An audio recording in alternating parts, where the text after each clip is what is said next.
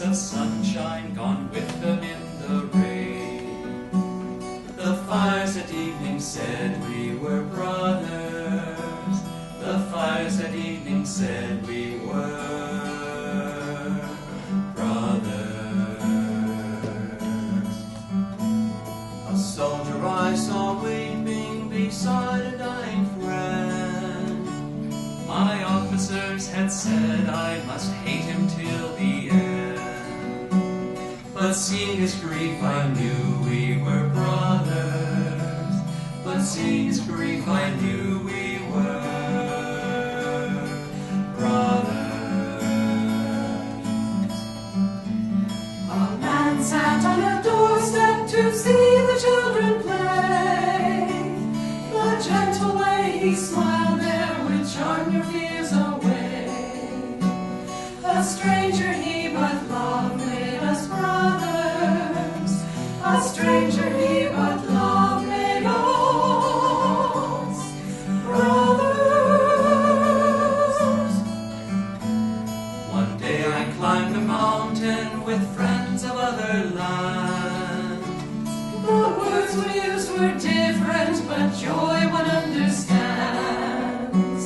Our gladness in God's world made us brothers.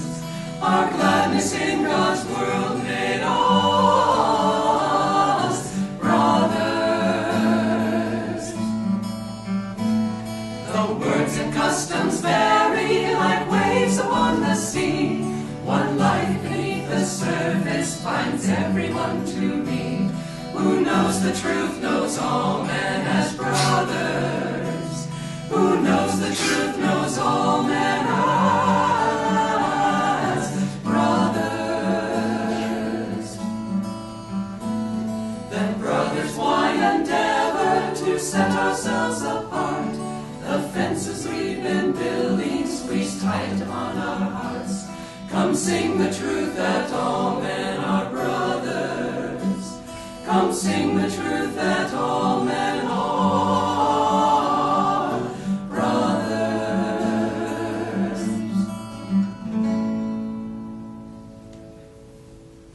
Good morning, everyone. I am Nayaswami Maria, and this is Nayaswami Ananda. And it's a joy to be with you this morning and to be sharing this Sunday service with you all and those viewing online. I'd like to begin with a reading from Rays of the One Light, and these are parallel passages from the Bible and the Gita with commentary by Swami Kriyananda. And this week's reading is Deeds versus Intentions. Truth is one and eternal. Realize oneness with it in your deathless self within. The following commentary is based on the teachings of Paramahansa Yogananda. Jesus Christ emphasized repeatedly the spirit, not the letter, of the law. In chapter 5 of the Gospel of St. Matthew, he speaks of the sin of killing and of the legal punishment attendant on that sin, but says that more important than the act is the desire to kill or to do harm. He shows that the sin of harmful desire goes beyond merely wanting to kill. My message to you, he said, is this: whoever is angry with his brother without cause already stands condemned. Whoever contemptuously calls his brother a fool shall answer for it to the Supreme Council. And whoever calls his brother an outcast of God shall be in danger of hellfire.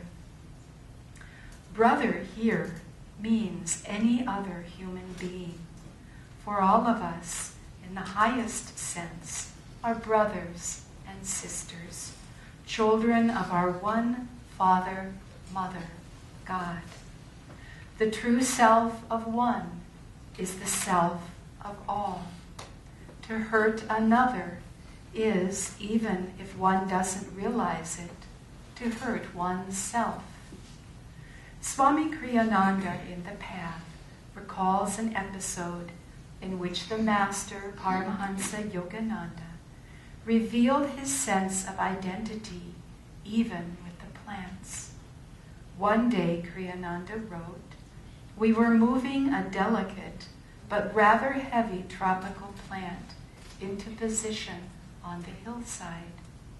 Our handling evidently was too rough, for Master cried out, "Be careful what you are doing. Can't you feel? It's alive." To wish death to anyone, to wish even harm to another creature, is to deny in oneself the reality of that divine life of which all of us are manifestations. It is, in short, to deny the eternal truth proclaimed by the Bhagavad Gita in the 2nd chapter. The self, this self, is never born, nor does it perish. Once existing, it cannot ever cease to be. It is birthless, eternal, changeless, ever itself. It is not slain when the body is slain. Thus, through Holy Scripture, God has spoken to mankind.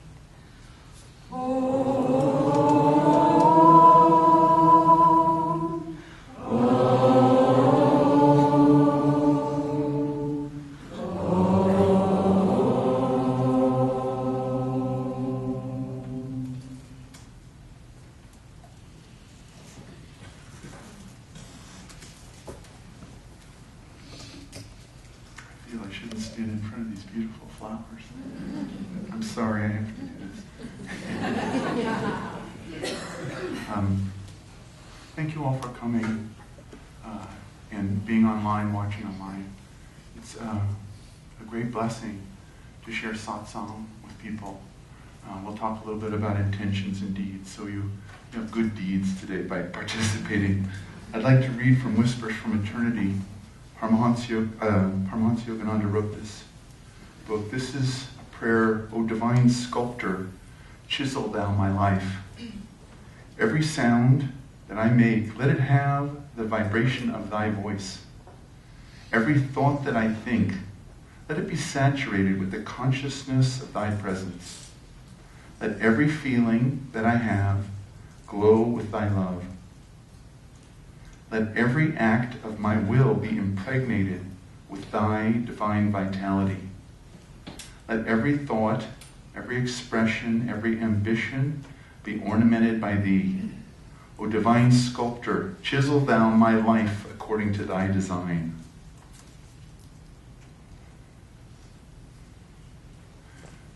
Maria read this passage about the gap between our intentions and our deeds.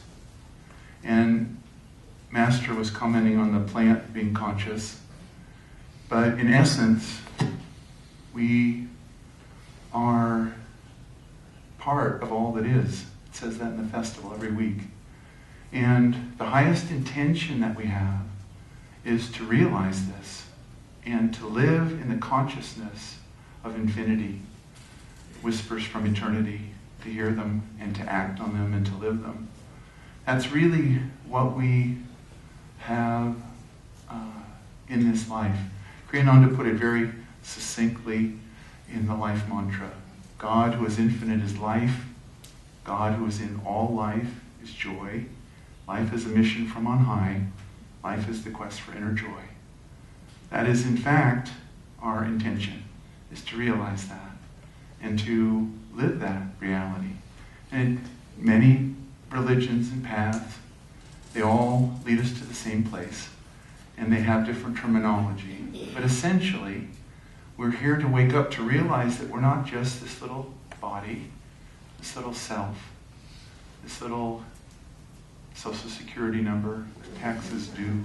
That's not the reality. That's a little teeny part. But in fact, we are a part of all that is. And this is the intention of our lives, is to live that. So we have to act in a way that brings that forward and live that reality so that we can realize that we're everywhere in everything. Paramahansa Yogananda and Swami Kriyananda gave us many examples of meditations that expand our consciousness out into infinity through the galaxies. And these are very useful because the reason that we don't want to be angry with our brother, I don't think we have to worry about killing our brothers in this audience or in this internet, but let's just say maybe thinking about doing harm to someone or a fleeting thought, but nonetheless, the reason that we can't hold that thought is it pulls us into the Maya, into the illusion that we're separate, that we're limited, that we're small, that we're the ego. And we have to keep expanding our consciousness and understanding it is the consciousness that we live with that is moving us towards freedom, towards reality. I'll tell you a little story about myself when I was young. But I was what was called a peace demonstrator. We were in the 1960s, the United States was at war in Vietnam. This is because I found out that a lot of young people don't know anything about this. Anyway, long time ago, we were at war with Vietnam, and I was part of the protest movement, the peace movement. So we were trying to protest. I think we had good intentions. I really do. But anyway, so one time in San Francisco, we invited a Buddhist monk from Vietnam to come and to kind of give us a pep talk and maybe pat us on the back a little or something. I don't know what we were thinking, but anyway, we invited this monk came, and he was very sincere, and we said, what do you think of, our work, our protests? And he said, you call yourself peace demonstrators, but I don't see you demonstrating peace. He said, what I see is a lot of anger. And you're yelling at the president, you're yelling at the Congress, you're yelling at the generals. There's a lot of hate. He said, how are we ever going to have peace if we don't have love? And something about that little statement, it rang with me so deeply. I remember my friend telling me this is what he said. And I had read a book by Gandhi. I had, followed Dr. King and admired and respected and, tried to emulate his teachings. But when that monk said that, something clicked inside of me. And I realized it's all about your consciousness. And I knew it was absolutely true. And I had known it. I had noticed it. I was like, wait a minute. Where is peace going to come from? Peace is an aspect of God. It's not going to come from screaming and yelling and burning things and breaking windows and yelling, and that's not going to bring us peace. It's the intention and the deed have to be connected. And I saw our deeds, though well-intentioned, had strayed from our intentions. I needed to turn around. That was the end of my political career. I pushed towards reading books by Buddha, and pretty soon I had the metaphysical meditations of Paramahansa Yogananda. And here we are, 50 years later. So we need to keep an eye on our intentions, and we need to align them with our deeds. And we need to consciously do that. When Swami Kriyananda founded Ananda, the idea was to create an environment where the deeds and the intentions were constantly focused on the search for self-realization. And so, as we started businesses and got the land and fundraised and started the schools, the focus constantly is, how can we manifest this truth? God, who is infinite, is life. God, who is in all life, is joy. Life is a mission from on high. Life is a quest for inner joy. That's it. That's what we're doing. How do we have a market? How do we have businesses? What businesses can we have? How should we do those businesses? How should we run this? How should we do this? That was always the question that he brought us to. I'm so grateful for that, because other communities started out with the intention, but they didn't put the deeds right to the intention closely enough. There was a little less thought about the methodology, and there was more thought of the efficiency or the business principles or this or that. And we still try to follow good business principles, and we do a good job, really. But the primary goal is self-realization. That's our intention. That's what we're after.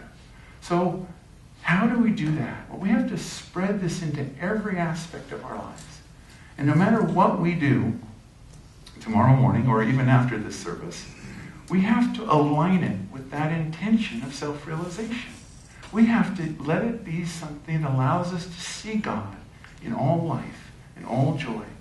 And each of us has our own karma, our own job, our own teenage children, our own test results on Monday, whatever it is.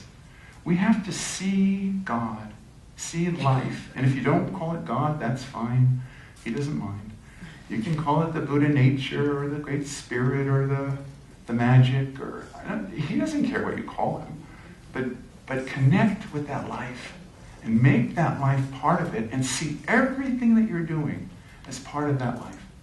Whether that's going to work in the morning, before you went to work, you meditated. Oh, good. Then you had your breakfast. Where'd the breakfast come from? It came from God. It came from some plants. Plants gave up the oats gave up their life so you could have multiple meal. It's good. Fruit coming from God freely. Just go and pick it. No work involved. It's very easy. But then you go to work. What do you do for work? You're serving God. You're trying to wake up. No matter what you do as a job, you need a paradigm. We all need a paradigm that puts life shining as consciousness through this activity, through this deed. That's what you do, and then it's how you do it. I don't care what it is. Build houses, fix cars, plant, run your computer, get rid of your malware. It's all God. It's all light. We need to be in that consciousness, and you need to construct it for yourself, because I don't know what you do for a living. You need to construct it so that God, life, love, peace is shining through. And each day's activity and deeds help you to move towards that consciousness. I would recommend that you meditate each day. It's a conscious practice that allows you to see without the illusion that the love of God is shining in all life. Your physical life, your emotional life, everything. It's all God. There's another aspect to this, and it's a story I'll tell that is from India. But there was a hunter. He hunted birds.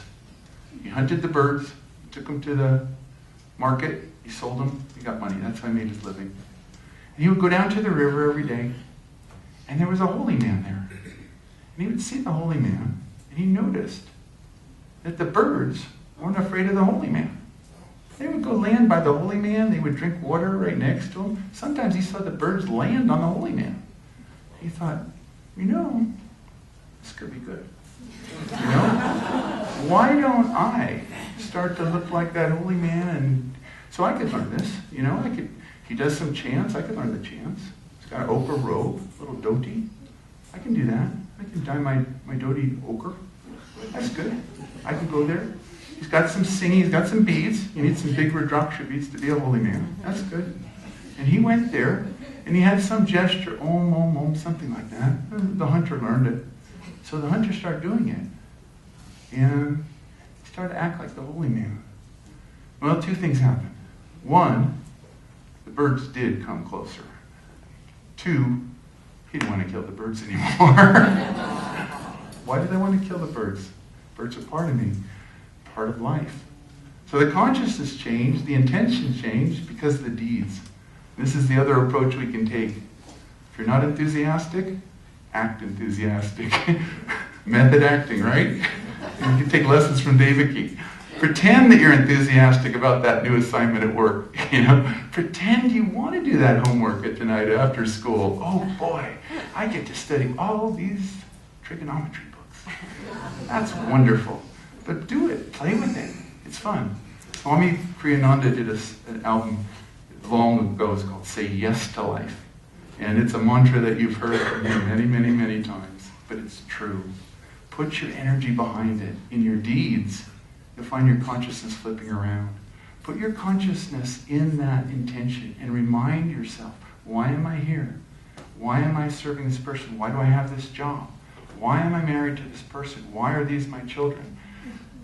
What is going on? And to look and see the light of God in them. Something happens. As you practice this, it becomes easier and the veil lifts. You don't see the Maya. You don't think harmful thoughts about others. You realize from the get-go, this is my brother, this is my sister, this is my brother bird, this is my brother plant, this is my sister flower. This is okay. And the consciousness becomes more consistent. This is the state of the Master. This is the state of the Buddha and the Christ. They saw everything as its highest potential because the Maya didn't really get them. They didn't really see the personality or I don't like Republicans or, I hate Dodger fans or whatever it is. But they see through it and they see, the Master saw just light all the time. You will find that if you practice this, you see light in other beings more and more. And any thought of hatred or harm or just distance evaporates with practice. And you see, these are my brothers and sisters. And you see in people that you thoroughly disagree with, that are thoroughly wrong, that they have an intention towards goodness.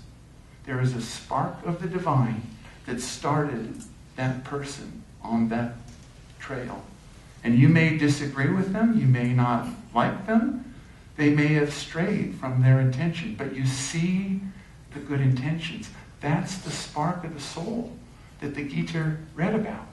You see it everywhere, but you have to look for it everywhere. You have to train yourself.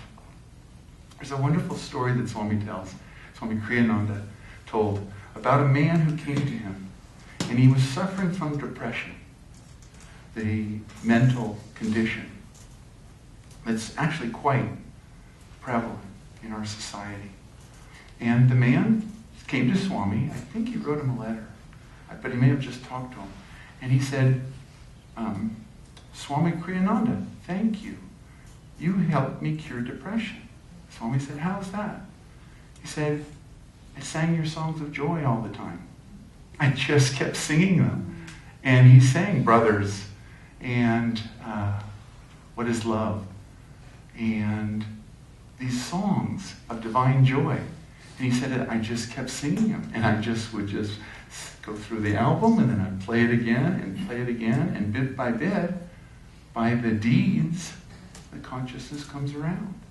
And he was cured. Swami was very happy with that. Because that's why he wrote Songs of Joy, was to share states of consciousness. If we hold to those consciousness, those states of consciousness, they become comfortable with us. I knew there was something wrong. When I was 18 years old, I wasn't a disciple yet. I read one book by Gandhi. But I knew there was something wrong with the peace movement as it existed in 1969 in this country. And it was that there was anger and hatred. And they don't have a deep relationship with peace and love. We have to put them together. We have to practice.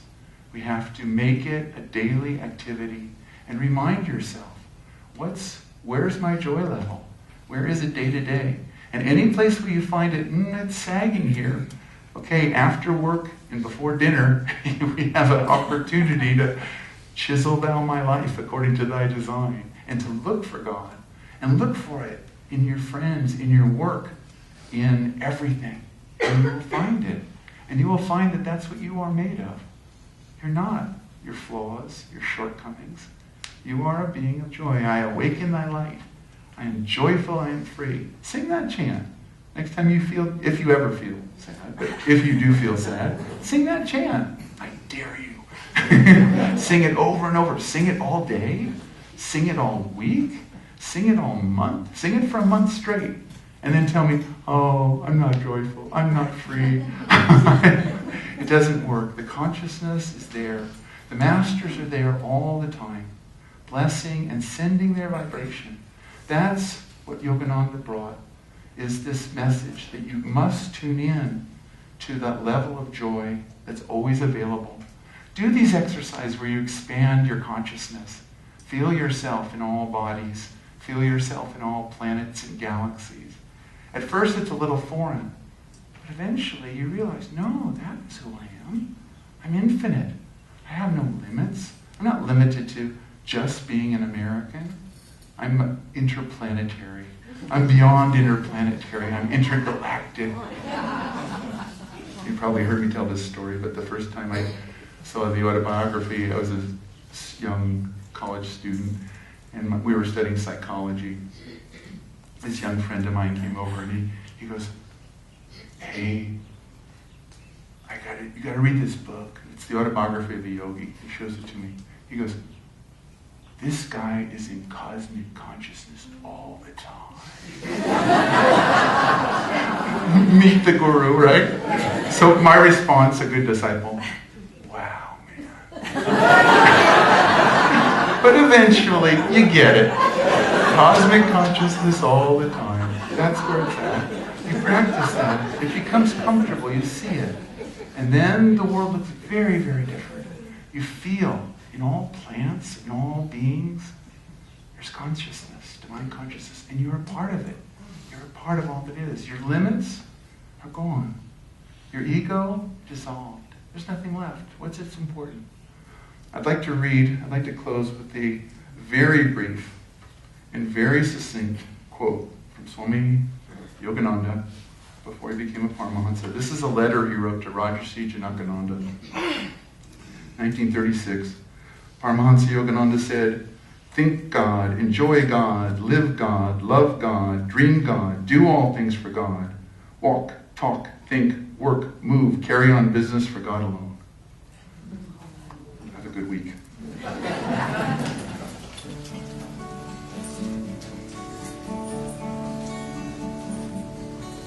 Life is a dream, time like a stream, carries our burdens away.